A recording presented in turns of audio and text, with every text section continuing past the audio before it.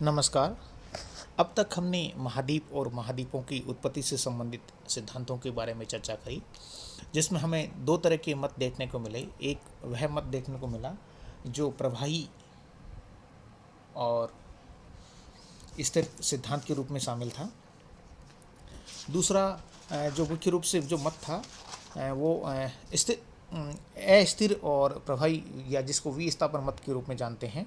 और पहला जो मत था वो स्थिर या अप्रवाही मत था, जो एक किसी भी धरातल पर या सिद्धांत पर महाद्वीप या महासागर एक बार बनने के बाद उसमें अपने स्थान पर ही रहे और किसी भी तरह का परिवर्तन नहीं हुआ। जबकि दूसरा जो अस्थिर और प्रवाही जो विस्थापन है उसमें महाद्वीप और महासागरों के बनने के बाद में उनमें विभिन्न तरह की गतिविधियां हुई और वो अपने स्थान से परिवर्तन होते गए।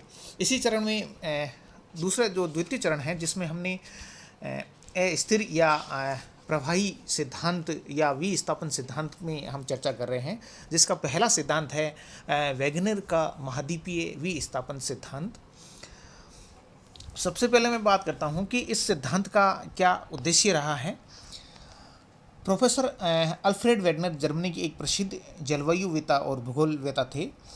इन्होंने अपने सिद्धांत का प्रतिपादन 1912 में किया, परंतु इनका जो विवेचन है 1915 और 1920 में हुआ, क्योंकि जो प्रथम विश्व युद्ध के कारण इस सिद्धांत की और लोगों का जो ध्यान है वो आकर्षित नहीं हो पाया, जिसके कारण ये सिद्धांत ज़्यादा प्रचलित नहीं हो पाया। महासागरों की तली तथा महाद्वीपों की स्थिरता की संकल्पना को गलत प्रमाणित करने के लिए वैगनर ने अपनी प्रतिस्थापन परिकल्पना का प्रतिपादन किया। वैगनर के सामने मूलभूत समस्या थी कि जलवायु संबंधी परिवर्तन। भूमंडल पर अनेक क्षेत्रों में ऐसे प्रमाण मिले हैं जिनके आधार पर ये ज्ञात होता है कि एक ही स्थान पर जलवायु में समय समय पर अनेक परिवर्तन हुए हैं। इन परिवर्तनों को दो रूपों में स्पष्ट मुख्य रूप से किया जा सकता है।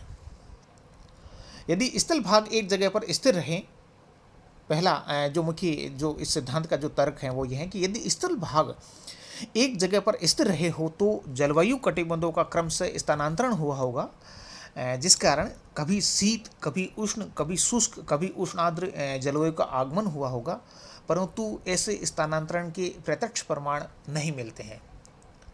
दूसरा है, यदि जलवायु कटिबंध स्थिर रहे और स्थल भागों का स्थानांतरण हुआ होगा तो वैगनर ने स्थल के स्थायित्व को पूर्णतः अस्वीकार किया और उनके स्थानांतरण पर प्रवाह में विश्वास किया, जिसके आधार पर इन्होंने ये मुख्य सिद्धांत दिया। अब मैं इस सिद्धांत की प्रधान रूप की बात करूं तो हम देखते हैं कि वैगनर का जो सिद्धांत है, इन्होंने अपने इस मत के अनुसार पृथ्वी पर महाद्वीपीय एक सुपर कॉन्टिनेंटल जिसकी हम चर्चा करते हैं को, जो कि वर्तमान सातों महाद्वीपों का एक सम्मिलित रूप था और एक महाद्वीप के पैंथालासा स्थित था, जिसे सुपर कॉन्टिनेंट कहा है। इन्होंने इसका पेंजिया नाम दिया है। हम देखते हैं कि ये वैगनर जलवायु शास्त्र, पूर्व वनस्पति शास्त्र, भूशास्त्र और भूगर्भ शास्त्र के प्रमाणों के आधार पर यह मान लिया गया है कि कार्बोनिफेरस युग में समस्त स्थल भाग एक स्थल भाग के रूप में संलग्न थे। इस स्थल भाग का जो नामकरण है इन्होंने पेंजिया दिया। इस पर छोटे छोटे आंतरिक सागरों का विस्तार था और पेंजिया के चारों ओर विशाल एक जल भाग था जिसका नामकरण वैगनर ने पैंथालासा दिया। पेंजिया का जो उत्तरी भाग था वो लारेशिया, जिसमें उत्तरी अमेरिका, यूरोप और एशिया के भाग सम्मिलित हैं, तथा जो दक्षिणी भाग था जिसको इन्होंने गोंडवाना लैंड के नाम से जाना, जिसमें दक्षिणी अमेरिका, अफ्रीका, मेडागास्कर, प्रायद्वीपीय भारत, ऑस्ट्रेलिया और अंटार्कटिका का भाग मुख्य रूप से शामिल था, को इन्होंने प्रदर्शित किया। पेंजिया में 3 परतें थी, ऊपरी परत सियाल, मध्यवर्ती भाग सीमा और केंद्र के भाग निफे का इन्होंने माना। सियाल जो है जिसको हम महाद्वीपीय भाग कहते हैं, ये बिना किसी रुकावट की सीमा पर तैर रहा था, ऐसा वैगनर का मानना है। कार्बोनिफेरस युग में दक्षिणी ध्रुव में, जो वर्तमान में डरबन जो नेटाल के पास है, पेंजिया के मध्य में स्थित था। वैगनर के सिद्धांत को इस प्रकार क्रियान्वयन कार्बोनिफेरस युग से प्रारंभ होकर आगे चलकर पेंजिया का विभंजन हो जाता है, विखंडन हो जाता है, तथा स्थल भाग एक दूसरे से अलग हो गए। परिणाम स्वरूप महासागरों और महाद्वीपों का जो वर्तमान स्वरूप है वो हमें देखने को प्राप्त हुआ या देखने को मिला। अब हम बात करते हैं इस सिद्धांत के पक्ष में किस किस तरह के जो तर्क हैं वो हम देखते हैं। इससे पहले मैं कुछ सिद्धांतों पे इस पे चर्चा करूंगा। वेगनर ने यह भी माना कि मेसोजोइक की जुरासिक काल में अंगारा जो लैंड है और गोंडवाना लैंड भी विखंडित होने लगे थे, जिसके कारण यह पश्चिमी और विषुवत रेखा के और संपूर्ण खंड खिसकने लगे। इसमें कुछ बल हैं जो ज्वारीय चंद्रमा के ज्वारीय आकर्षण से पश्चिम की ओर तथा उत्प्लावन बल के नियम के अनुसार सियाल की परत सीमा पर तैरते हुए उत्प्लावन बल के कारण गुरुत्वाकर्षण के कारण विषुवत रेखा की ओर खिसकने से ये मानते हैं।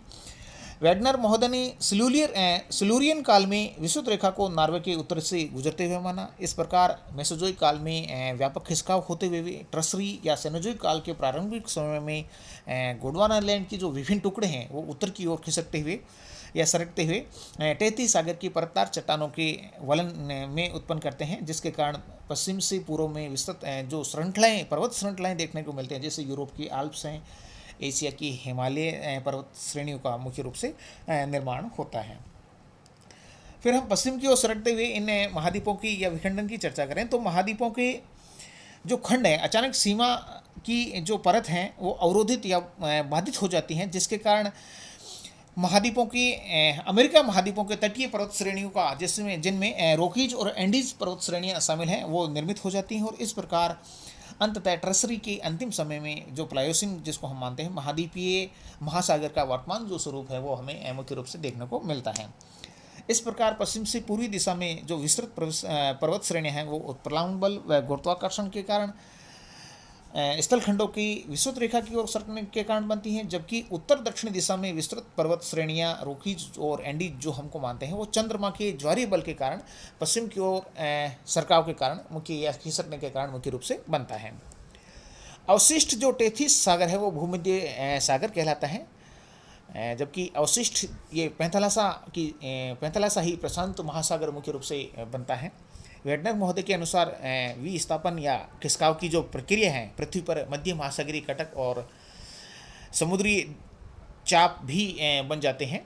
उदाहरण के लिए मध्य अटलांटिक कटक का निर्माण अमेरिकन खंडों के पश्चिम की ओर खिसकते हुए स्थल प्रमाण के जो निचले हिस्से वर्तमान में अटलांटिक कटक के स्थान पर ही जुड़े हुए थे और 6 मील दूरी पर ये महाद्वीप खंड पहुँच गए। उत्तरी अमेरिका के खंड के पश्चिम की ओर खिसकने से कुछ भाग हैं जो उसके साथ साथ नहीं सरक पाए और पीछे छूट गए, जिसके कारण पश्चिमी द्वीप समूह, एंटीलीज द्वीप समूह, वेस्ट इंडीज द्वीप समूह और कैरेबियन द्वीप समूह का निर्माण होता है।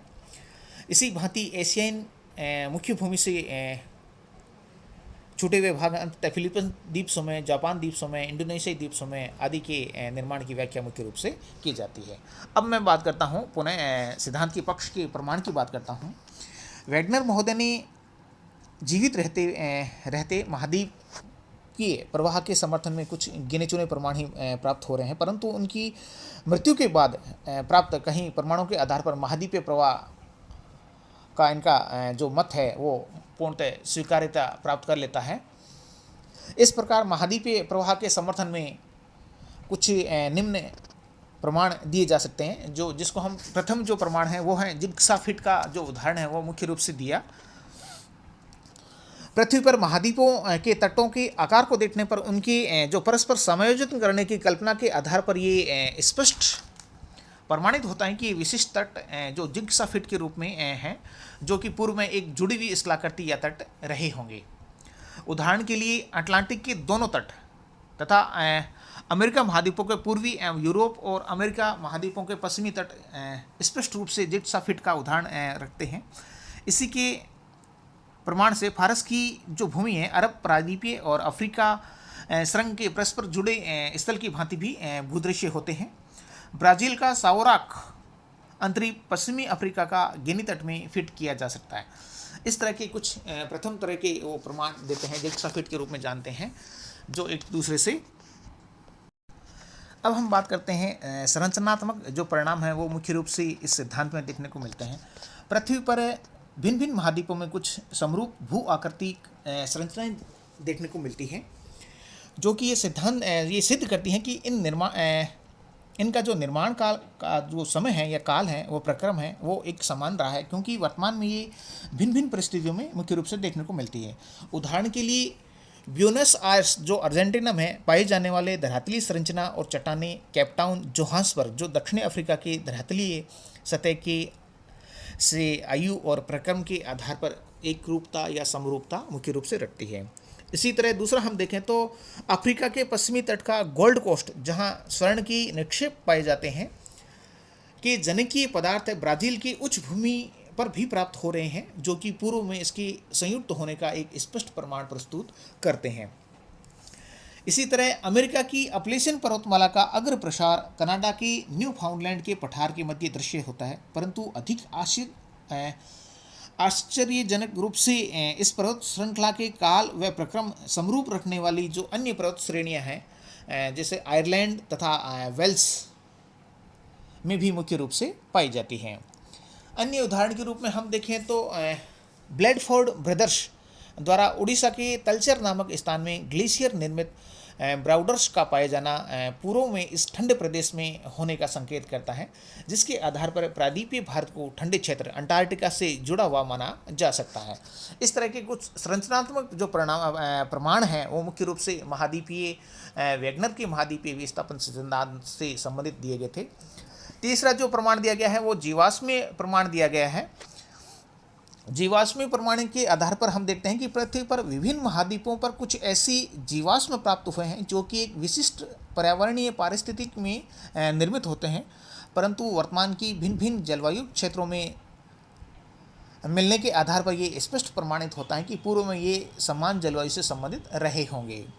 उदाहरण के रूप में हम देखते हैं कि कोयला की जो परतें हैं कि उत्तरी अमेरिका और यूरोप में समरूपता, जैसा कि टेलर महोदय द्वारा ये सिद्ध किया गया था।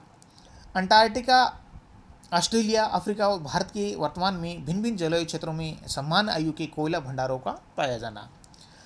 इसके अलावा हम देखते हैं कि ग्लासोटेरेप्स नामक वनस्पति के जीवाश्म वर्तमान में गर्म और ठंडे महाद्वीपों से प्राप्त हो रहे हैं, जो कि पूर्व की समान जलवायु का ही एक संकेत के रूप में मतलब देखने को मिलते हैं। लेमिंग जिसको नामक जीव की जीवाश्म जो अफ्रीका, भारत और अंटार्कटिका में पाए जाते हैं, जो कि एक समान जलवायु होने पर ही संभव था। इस तरह हम कुछ जीवाश्म के आधार पर हमने ये प्रमाण दिए थे। अन्य प्रमाणों की हम बात करें तो मुख्य रूप से हम देखते हैं कि संसार जो पृथ्वी है पर ऐसे अनेक उदाहरण प्राप्त होते हैं जो कि स्पष्टतः महाद्वीपों के प्रभाव का संकेत करते हैं, जिनमें से कुछ प्रमाण निम्न हैं। जैसे उत्तरी अमेरिका में लेमिट जीवों की प्रकृति और स्वभाव है। ग्रीनलैंड का प्रतिवर्ष कुछ सेंटीमीटर खिसकाव सरकना, हिमालय का प्रतिवर्ष कुछ सेंटीमीटर उत्थान होना,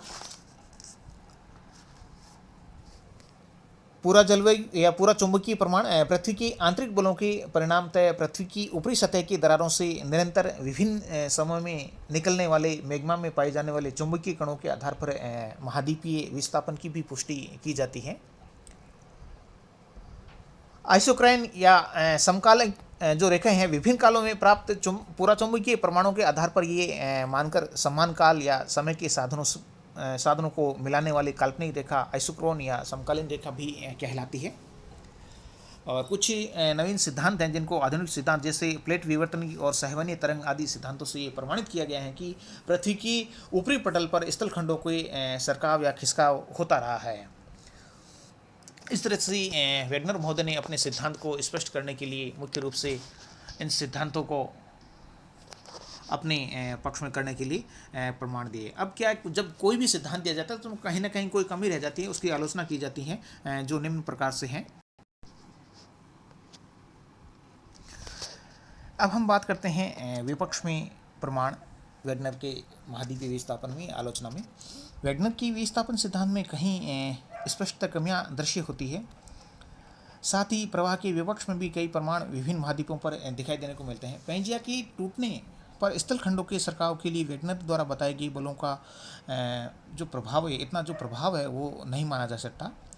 इसके अलावा हम देखते हैं कि वेगनर इस सिद्धांत में कार्बोनिफेरस युग से पूर्व की पर्वतों की कहीं व्याख्या इन्होंने नहीं की है कि वो किस तरह के रहे होंगे।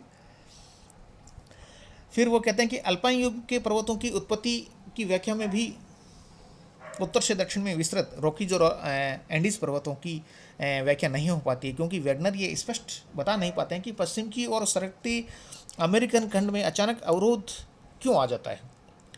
कुछ महाद्वीपों में पाए जाने वाले नदियों के डेल्टा, जो कि लाखों वर्षों से निर्मित हैं, जेटसाफिट के रूप में, स्थलों के रूप में जुड़े रहने का मुख्य रूप से विरोध करते हैं। इस तरह के कुछ सिद्धांत हैं जो इस महाद्वीपीय विस्थापन सिद्धांत का विरोध करते हैं।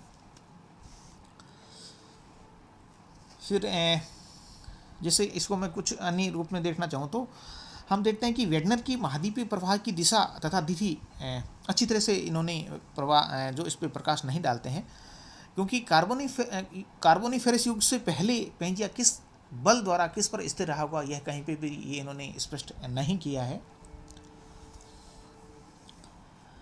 फिर जो सियाल और सीमा जो बिना किसी रुकावट के तैर रही थी, अचानक उनमें किस तरह का अवरोध आ जाता है जिसके कारण एंडीज और रॉकीज और एंडीज का निर्माण होता है, वो भी कहीं स्पष्ट नहीं। इस तरह से ये इस सिद्धांत में कुछ कमियां रह जाती हैं। फिर भी ये वर्तमान में सिद्धांत काफ़ी महत्वपूर्ण रूप से देखने को मिलता है और इसमें और अधिक सुधार किया जा सकता है, जिससे कि महाद्वीपों और महासागरों की उत्पत्ति से संबंधित अपने आप को जानकारी देने में सहायता मिलती रहेगी। धन्यवाद।